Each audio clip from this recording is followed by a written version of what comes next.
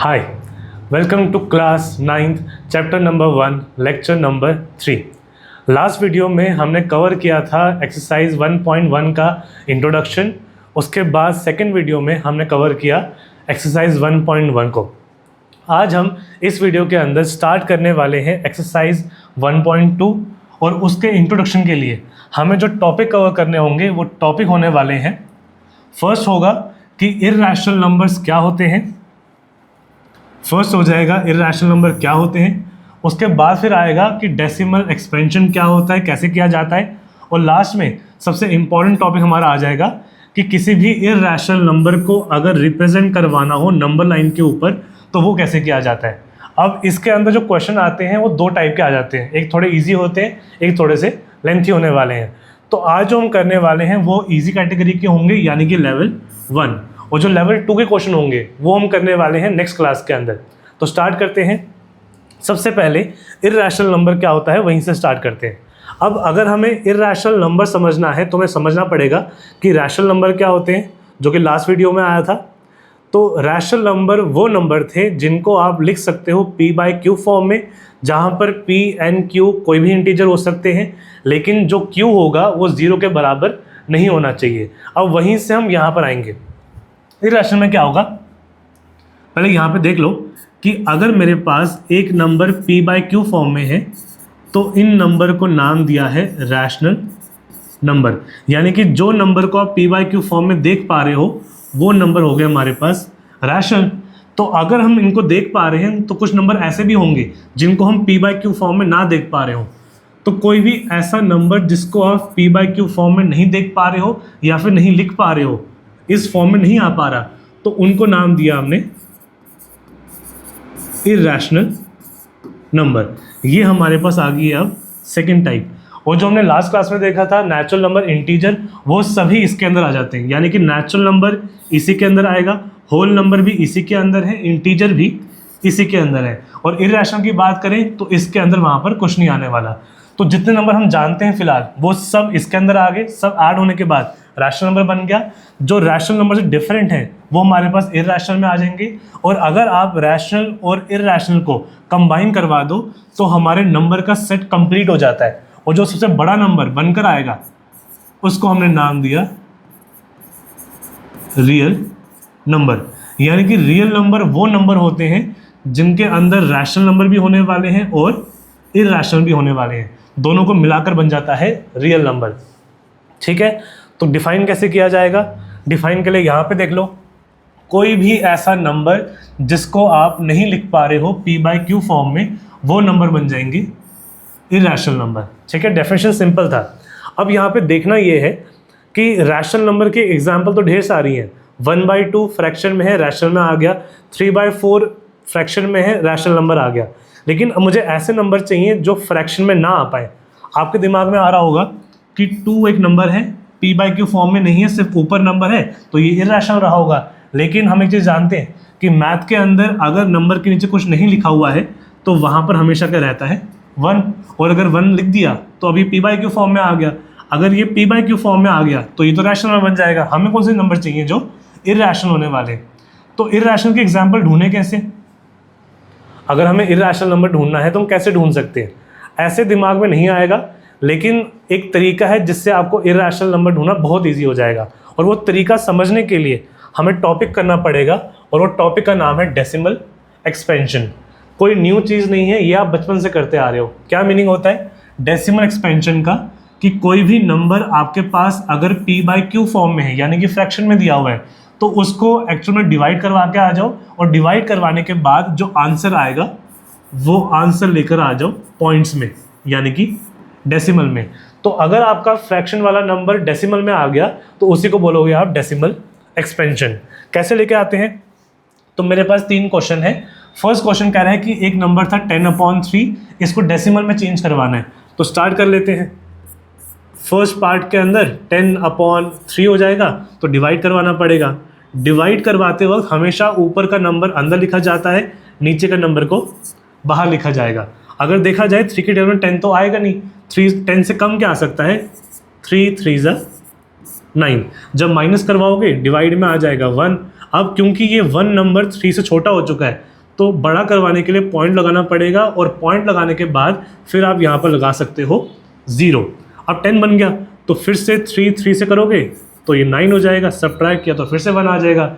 अब यहाँ पर एक पैटर्न देखो, हमारा क्वेश्चन जब स्टार्ट हुआ था स्टार्टिंग में 1 था, जब यहाँ पर आगे फिर से 1 बन गया, आगे जाएंगे तो फिर से क्या आ गया 1, यानी कि आगे जाते रहोगे तो ये 1 1 ही आता जाएगा, और अगर ये 1 ही आता जाएगा तो हमारा इसके आगे भी 3 आ रहा है तो 3 ही आता जाएगा। तो मैं कह सकता हूँ कि 10/3 इसको डिवाइड करवाने के बाद जो आपका डेसिमल में आने वाला है वो और कुछ नहीं 3.333 सो ऑन, और ये चलता ही चला जाएगा, ठीक है, क्योंकि 1 आता ही जाएगा तो 3 भी यहाँ पर आता ही रहेगा।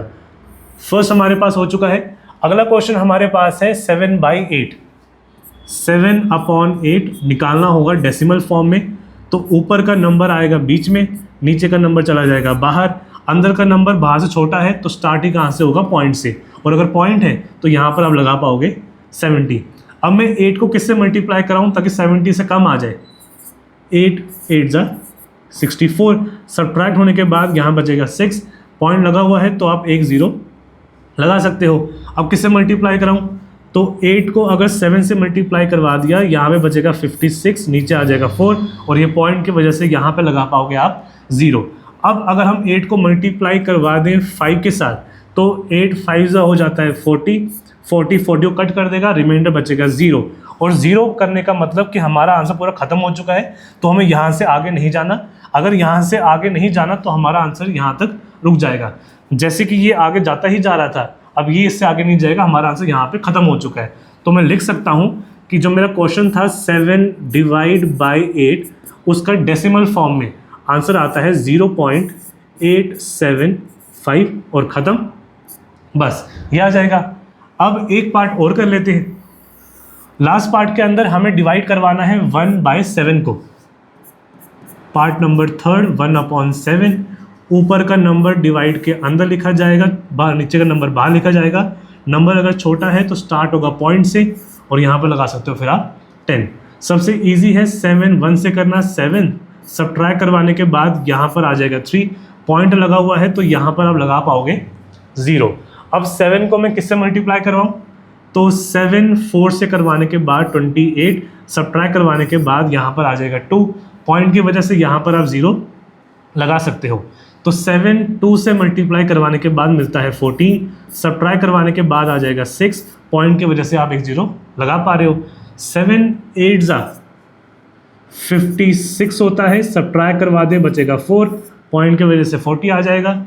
7 5 जा 35, सब्ट्रैक्ट करवाया तो 5, पॉइंट की वजह से 0, फिर 7 7 जा करोगे तो यहाँ पर आ जाएगा 49, लास्ट में बचेगा हमारे पास 1। और अगर मैं यहाँ पे रुक जाऊँ तो एक चीज़ चेक करो, मेरा आंसर पहुँच गया है 1 तक, और स्टार्ट भी कहाँ से हुआ था 1 तक। इसका मतलब कि अगर मैं इससे और आगे गया तो जितना मैंने अभी तक किया था अब ये दोबारा से सेम नीचे आने वाला है। अगर ये सेम नीचे आएगा तो जो नंबर यहाँ पर आया है यही नंबर फिर से मुझे आगे मिलने वाला है। तो मैं कह सकता हूँ कि 142857 आया था, तो फिर से आगे जाओगे तो 142857 ही मिलेगा, और ये मिलता ही जाएगा। पूरा का पूरा नंबर एक बार आगे जाओगे तो कोई नंबर फिर से आगे जाओगे तो वही नंबर फिर से मिलने वाला है। तो हमारे पास आंसर आ गया कि 1/7 पॉइंट्स में होता है 0.142857, और ये आता जाएगा, ख़त्म नहीं होने वाला है। इस तरीके से नंबर आ गया। अब इसी में एक पॉइंट और ऐड करना चाहता हूँ, क्या है वो देखो, हमारा आंसर 0 पर आ गया यानी कि 5 पर आके रुक गया तो ख़त्म हो चुका है। लेकिन अगर फर्स्ट पार्ट और थर्ड पार्ट की बात करें तो ये ख़त्म नहीं हो रहा। यहाँ पे जो पॉइंट के बाद नंबर 3 है, ये 3 नंबर बार बार आ रहा है। तो अगर पॉइंट के बाद कोई एक ही नंबर बार बार आता है तो उसको बार बार लिखने के बजाय आप चेंज करवा कर ऐसे रिप्रेजेंट करवा सकते हो। 3 आ जाएगा, रिपीट हो रहा है यहाँ पे 3, तो उसको एक बार लिख दिया और ऊपर लगा दिया मैंने साइन ऐसे। इस साइन को बोला जाता है बार। तो ऐसा समझ लो कि जो भी नंबर पॉइंट के बाद इस लाइन के नीचे है, बार के नीचे है, वही नंबर आगे जाकर बार बार आने वाला है। ठीक, तो ये बार में चेंज हो गया। अगर मुझे ऐसे ही चेंज करवाना हो लास्ट वाले को, क्योंकि ये भी रिपीट हो रहा है, ये भी बार बार आ रहा है, तो उसको चेंज करवा कर हम लिख सकते हैं, ये सेम नंबर रिपीट हो रहा था तो 14 2857 और पूरे के ऊपर लगा दिया बार। इससे हमें ये समझ में आ चुका है कि अगर मैं यहाँ से आगे जाऊँगा तो जो बार के मुझे 6 नंबर दिख रहे हैं यही नंबर मुझे बार बार नज़र आने वाले हैं। ठीक है, तो ऐसे नंबर को हम इस तरीके से बार से रिप्रेजेंट करवा सकते हैं। अब हमने किया क्यों, अगर आपको याद हो कि हमने टॉपिक स्टार्ट क्यों किया था, तो डेसिमल एक्सपेंशन हमने स्टार्ट इसीलिए किया ताकि हम एग्जाम्पल ढूंढ पाएँ किसकी, इर्रेशनल नंबर की। अब डेसिमल निकालने से हमें इर्रेशनल नंबर क्यों मिलेगा, कैसे मिलेगा वो देखो। उससे भी एक चीज़ पहले, जो डेसिमल एक्सपेंशन किया था, जब भी आप किसी नंबर को डिवाइड करवाते हो तो वहाँ पर किस किस तरह के आंसर मिल सकते हैं, 2 आए हैं। मैंने 3 एग्जाम्पल लिए थे जिनमें से मेरा आंसर या तो ख़त्म हो जा रहा है या तो मेरा आंसर ख़त्म नहीं हो रहा। अगर मेरा आंसर ख़त्म हो जाता है तो ऐसे डेसिमल नंबर को बोला जाता है टर्मिनेटिंग नंबर, यानी कि ऐसे नंबर जो एक पॉइंट के बाद एक टाइम पर आके ख़त्म हो जाए, टर्मिनेट हो जाए, उसको बोलते हैं टर्मिनेटिंग नंबर। और दूसरा क्या हो सकता है कि इनके तरह मेरा आंसर इसकी तरह या फिर इसके तरह ख़त्म ही ना हो। और जो नंबर ख़त्म नहीं होते हैं, टर्मिनेट नहीं होते हैं, उन डेसिमल नंबर्स को बोला जाता है कि वो नंबर है नॉन टर्मिनेटिंग नंबर। हमारे पास कोई भी डेसिमल आएगा तो इन 2 में से ही होना चाहिए, या तो डेसिमल ख़त्म होना चाहिए या डेसिमल ख़त्म नहीं होना चाहिए। एग्जाम्पल के लिए जो पीछे आया था 0.875, ये एक टर्मिनेटिंग नंबर होगा, और जो पीछे आया था 0.3 का बार, ये एक नॉन टर्मिनेटिंग नंबर हो जाएगा। नंबर अगर ख़त्म हो गया फिर तो काम ही ख़त्म है, लेकिन अगर नंबर ख़त्म नहीं हो रहा है, उसके आगे 2 केसेस और हैं। क्या हो सकता है कि नंबर पॉइंट के बाद जो नंबर आ रहा है वो सेम नंबर अपने आप को रिपीट करता है। अगर नंबर ख़त्म ना हो और वो नंबर खुद को रिपीट करे तो उसको बोला जाएगा कि वो डेसिमल एक्सपेंशन नॉन टर्मिनेटिंग है, और साथ में वो क्या है, रिपीटिंग। ख़त्म भी नहीं हो रहा और खुद को रिपीट भी कर रहा है। और एनसीईआरटी के अंदर रिपीटिंग वर्ड लिखा हुआ होगा या तो वर्ड लिखा हुआ होगा रिकरिंग, यानी कि ऐसा नंबर जो खुद बार बार रीअकर हो रहा है, बार बार सामने आ रहा है, वो हो जाएगा रिपीटिंग। सेकेंड ऑप्शन क्या बच गया, लास्ट ऑप्शन, कि अगर पॉइंट के बाद वो नंबर ख़त्म ना हो, ख़त्म नहीं होगा और ख़ुद को रिपीट भी नहीं कर रहा, यानी कि पॉइंट के बाद हर एक नंबर डिफरेंट निकल कर आ रहा है, कोई पैटर्न नज़र में नहीं आ रहा, तो वो बन जाएगा हमारा लास्ट टाइप। उसको बोलने वाले हो नॉन रिपीटिंग, या फिर बोल सकते हो नॉन रिकरिंग। हमारे पास जो टाइप्स आती हैं वो सभी टाइप ये निकल कर आने वाली हैं। और अब यहाँ पर देखो, जो मैंने पीछे नंबर पिक किए थे वो नंबर मेरे पास 10/3 था, 7/8 था, 1/7 था। इसकी बात करें, ये P/Q की फॉर्म में है। अगर ये P/Q की फॉर्म में है, इसका मतलब कि ये एक्चुअल में एक रैशनल नंबर था। अगर ये P/Q फॉर्म में है तो ये भी एक रैशनल नंबर होना चाहिए, और अगर ये P/Q फॉर्म में है तो ये भी क्या होना चाहिए, रैशनल नंबर। हमने कोई 3 एग्जाम्पल लिए, तीनों रैशनल नंबर लिए थे, और लेकिन हमें ये पता चला कि अगर नंबर रैशनल होगा तो उसका डेसिमल एक्सपेंशन ख़त्म हो भी सकता है और नहीं भी हो सकता, लेकिन अगर ख़त्म नहीं होगा तो वो अपने को रिपीट करेगा ही करेगा। जैसे कि 3 रिपीट कर रहा था और ये पूरा का पूरा नंबर खुद को रिपीट करने वाला है। तो हम यहाँ से ये कह सकते हैं कि कोई भी ऐसा डेसिमल नंबर जो कि ख़त्म हो जाए या फिर ख़त्म ना हो तो खुद को रिपीट करे, ऐसा कोई भी डेसिमल नंबर एग्जाम्पल बन जाएंगी किसकी, एग्जाम्पल बन जाएंगी इर्रेशनल नंबर्स की। और 2 तो यहाँ पे यूज़ हो चुके हैं, पीछे क्या बचा, पीछे बच गया ऐसे नंबर जो ख़त्म भी ना हो और रिपीट भी ना करें, तो वो कहाँ पे जाएंगे। अगर ये नंबर रैशनल में नहीं आ पा रहे, ये नंबर इस साइड नहीं आ पा रहे हैं, तो इनके पास एक ही ऑप्शन बचा है कि दूसरी साइड चले जाओ, और दूसरी साइड क्या हो जाता है, रैशनल अगर नहीं है तो नंबर के पास एक ही ऑप्शन बचा कि वो होने चाहिए इर्रेशनल नंबर। तो अगर आप कोई भी ऐसा डेसिमल सोच पा रहे हो जो ख़त्म भी ना हो, रिपीट भी ना हो, तो वो डेसिमल नंबर क्या निकल कर आ जाएगा, इर्रेशनल की एग्जाम्पल। तो एग्जाम्पल मैं यहाँ पे लिख देता हूँ, इर्रेशनल की एग्जाम्पल्स में आ जाएंगे। डेसिमल बनाना है तो डेसिमल स्टार्ट कर लेते हैं 0 के साथ, ये एग्जाम्पल नंबर फर्स्ट हो जाएगा। 0 से स्टार्ट कर दिया, आगे मुझे आप कोई भी 2 नंबर बोल सकते हो। सपोज करो 1 या 2, 1 एंड 2, तो एक नंबर आ गया 1, एक आ गया 2। अगर मैं यहीं पर रुक जाऊँ फिर तो ख़त्म हो गया, टर्मिनेट हो गया। अगर टर्मिनेट हो गया फिर तो ये रैशनल बन जाएगा। मुझे ख़त्म नहीं करवाना, तो आगे बढ़ते जाओ। और बढ़ना इस तरीके से है कि 1 2 आ गया, फिर से 1 2 1 2 ना आ जाए, उसे डिफरेंट होना चाहिए। तो 1 2 आ गया, अब 1 को पिक कर लो और 1 को बढ़ाते जाओ। 1 1 1, फिर से आ जाएगा एक बार 2, 1 को मैंने 2 से बढ़ा दिया। आगे जाओगे 1 को 3 से बढ़ाओ, तो 1 2 3, फिर आ जाएगा 2, 3 से बढ़ाया, अब 4 से बढ़ाओ, 1 2 3 4 एंड आगे दिखा दो डॉट, यानी कि सो ऑन। इससे हमें ये समझ में आएगा कि नंबर में कुछ चीज़ रिपीट नहीं हो रही है।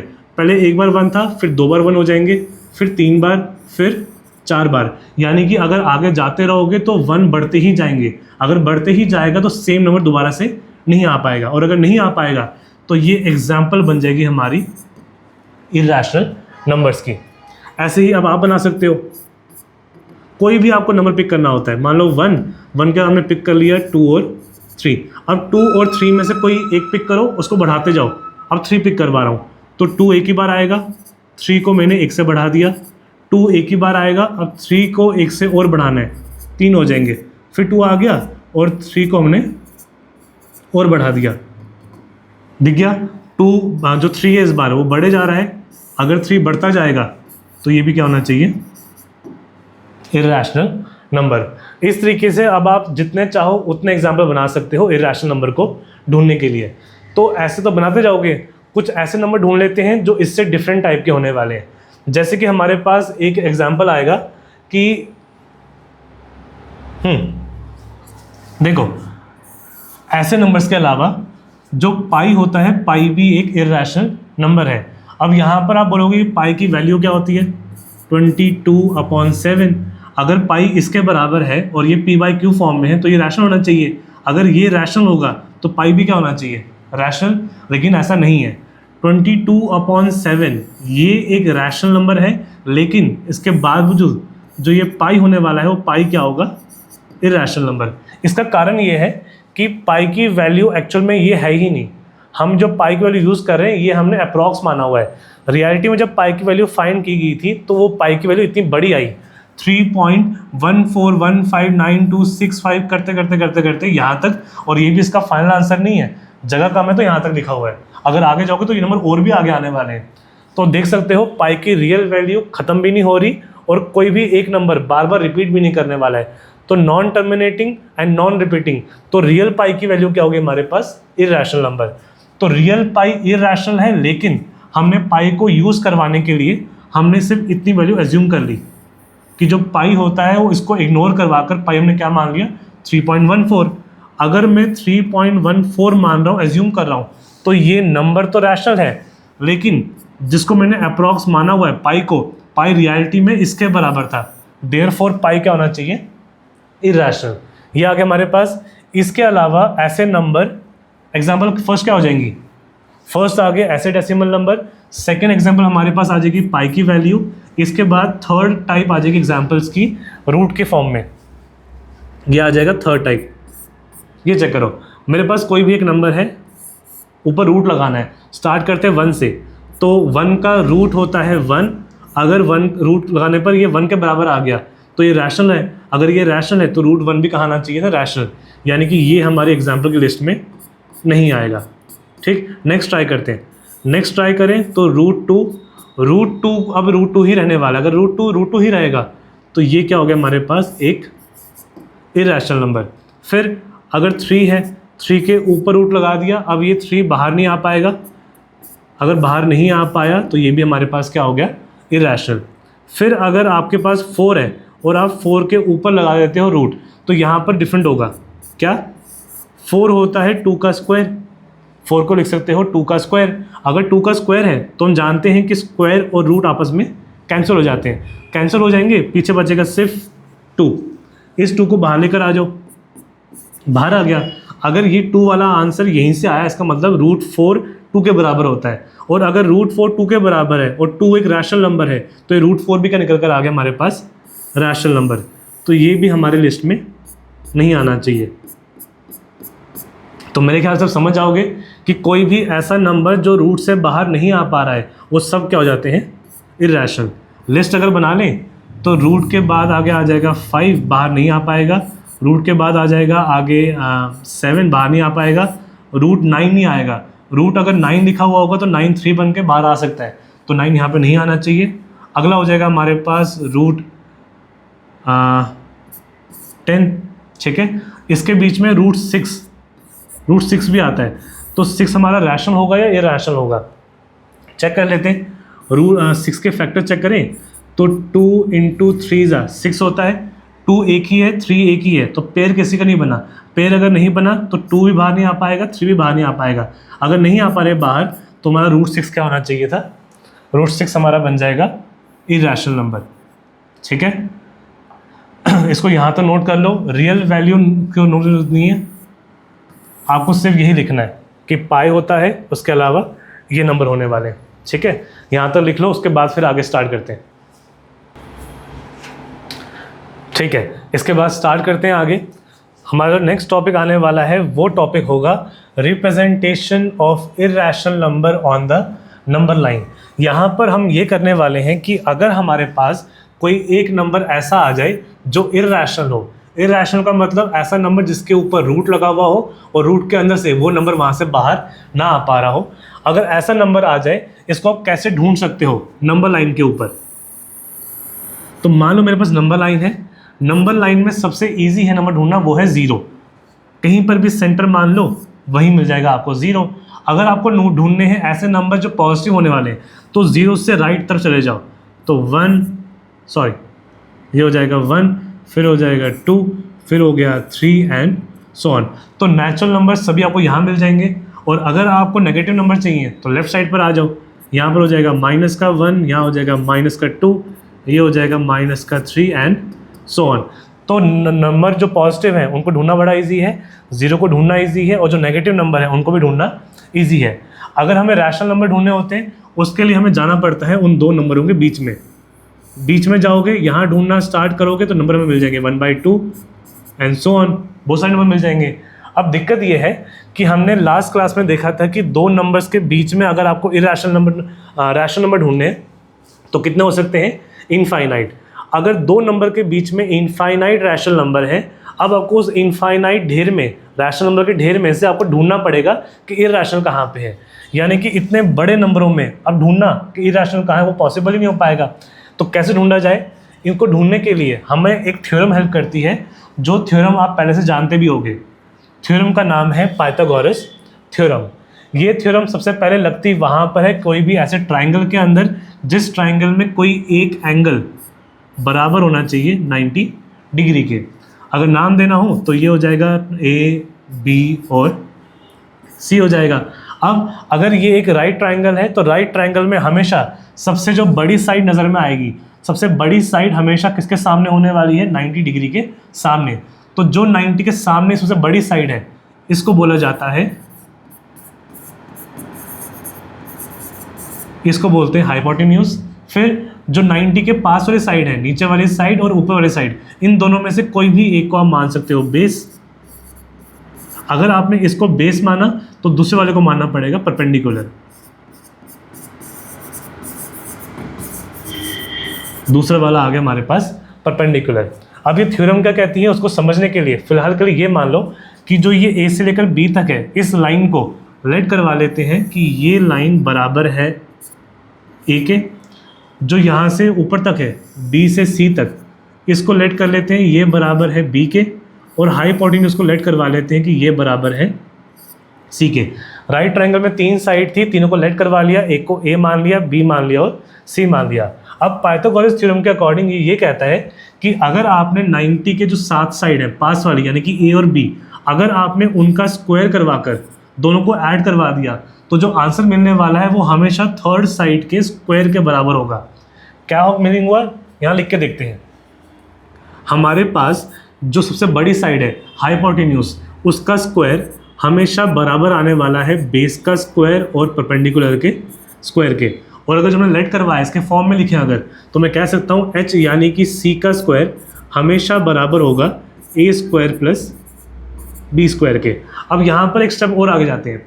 यहाँ पर है स्क्वायर, अगर ये उस साइड जाएगा तो वहाँ जाकर बनना चाहिए रूट, और क्योंकि वहाँ पे 2 नंबर है तो ये रूट उन दोनों के ऊपर जाएगा, ए स्क्वायर प्लस बी स्क्वायर।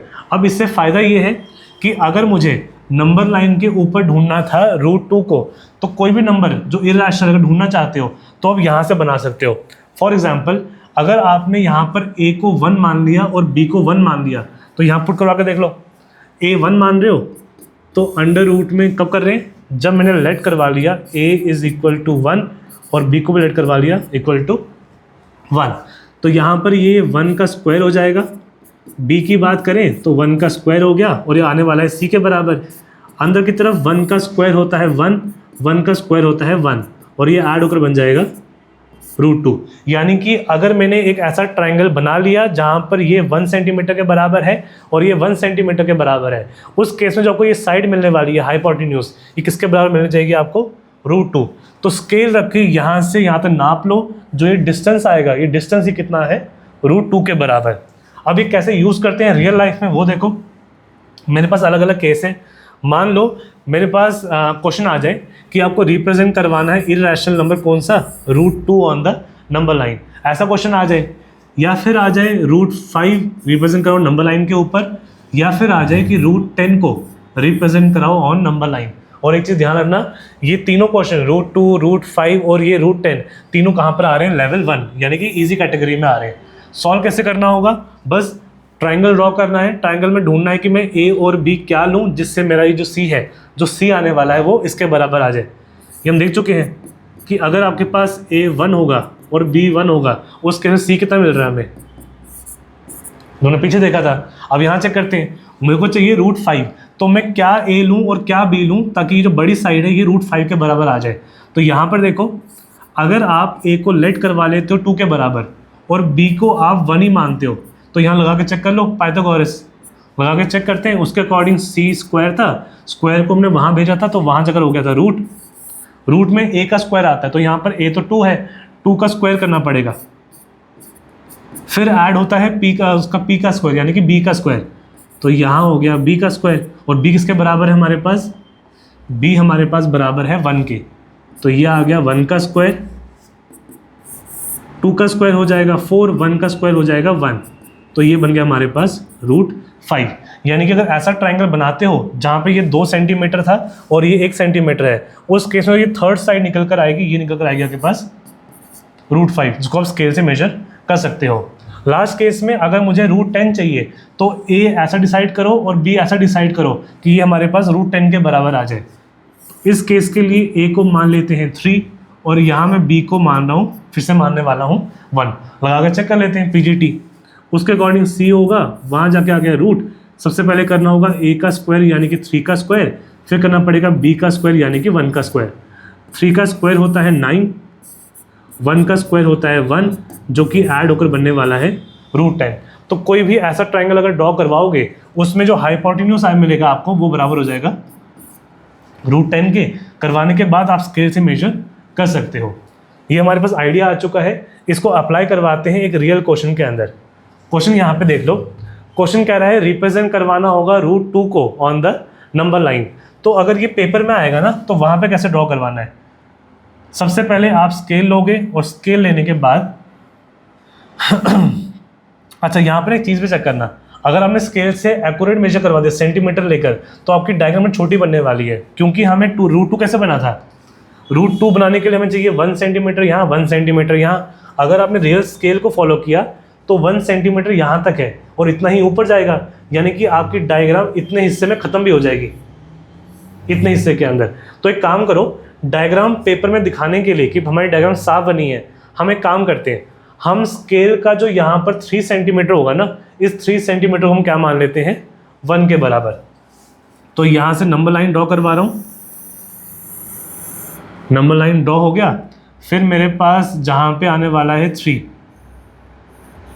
ये 3 हमारा बन जाएगा 1 सेंटीमीटर। अगर 3 सेंटीमीटर पे 1 मान रहा हूँ तो 2 कहाँ पर आएगा, 3 और आ गई, यानी कि हमें 2 मिलने वाला है, 2 मिल जाएगा हमें 6 के ऊपर और 3 मिल जाएगा हमें 9 के ऊपर। ये आ गया।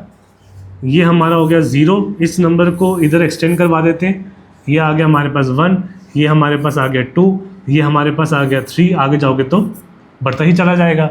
फिर एक काम करो, हमें जहाँ से स्टार्ट करवाना है उसको मान लेते हैं ए पॉइंट, और हमें चाहिए था 1 सेंटीमीटर आगे, तो आप 1 सेंटीमीटर आगे जाओ और जाने के बाद जहाँ तक पहुँचे हो उस पॉइंट को मान लो आप बी पॉइंट।